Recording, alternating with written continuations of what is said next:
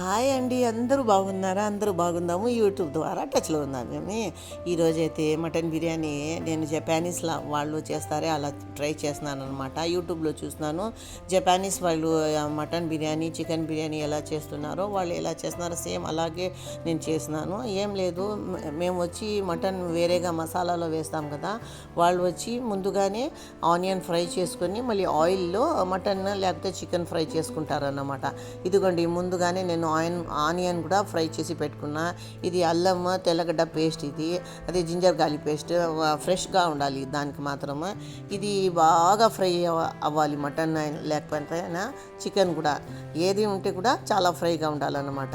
ఇది అల్లం తెల్లగడ్డ పేస్ట్ దీంట్లో వేసేస్తున్నాను, మటన్లో జింజర్ గార్లిక్ పేస్ట్ అన్నమాట. ఇది బాగా ఫ్రై అయిన తర్వాత కొంచెం ఆయిల్ ఎక్కువగానే ఉంటుంది కదా, మీరు తీసేయచ్చు.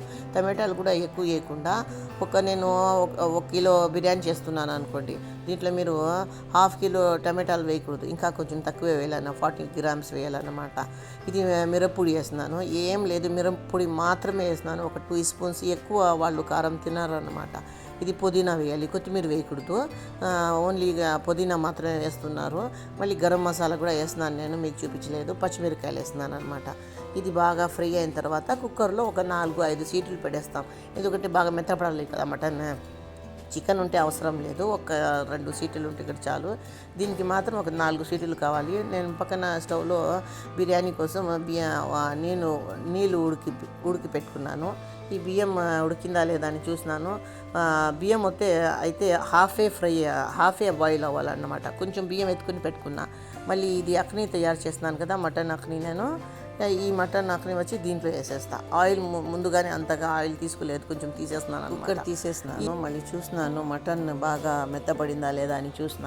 మళ్ళీ ఈ బియ్యంలో ఆనియన్ ఉంది కదా, ఆనియన్ ఫ్రై చేసింది వేసినాను. మళ్ళీ బాగా కలిపేసి ఈ మటన్ అక్ని వచ్చి ఈ బియ్యంలో వేసేసి బాగా కలిపేసి, ఈ వైట్ రైస్ ఉంది కదా కొంచెం ఎత్తుకొని పెట్టుకున్నాను నేను, దీనిపైన వేసేస్తాను. వైట్ రైస్ వేసేసిన తర్వాత కొంచెం నెయ్యి వేసినాను అనమాట. నెయ్యి వేసిన తర్వాత కొంచెం గంజి ఉంది కదా, ఆ రైస్ బియ్యందే గంజి ఉంది కదా, దీని మీద కొంచెం వేసేసి ఒక 5 నిమిషాలు తీసిన తర్వాత గుమగుమలాడే మటన్ బిర్యానీ ఎంత బాగుంది అంటే చాలా బాగుంది అన్నమాట. నేనేం చెప్పాలి, చాలా టేస్టీగా ఉన్నింది. నాకు బిర్యానీ అంటే అంతగా ఇష్టం ఉండదు, నేను అంత ఇష్టంగా తిన్నానమాట. చాలా టేస్టీగా ఉన్నింది. మీరు ఒకసారి ఈ మెథడ్ దీన్ని ట్రై చేయండి. మళ్ళీ నా ఛానల్ని చూడండి, లైక్ చేయండి. చాలా శ్రమ పెట్టి నేను వీడియోస్ చేస్తానండి, నాకు ఏం రాదైనా నేను నేర్చుకుంటూ చేస్తున్నాను అనమాట. నా వీడియోస్ని లైక్ చేయండి, షేర్ చేయండి అండ్ కామెంట్ కూడా చేయండి. తప్పకుండా చూడండి. ఓకే.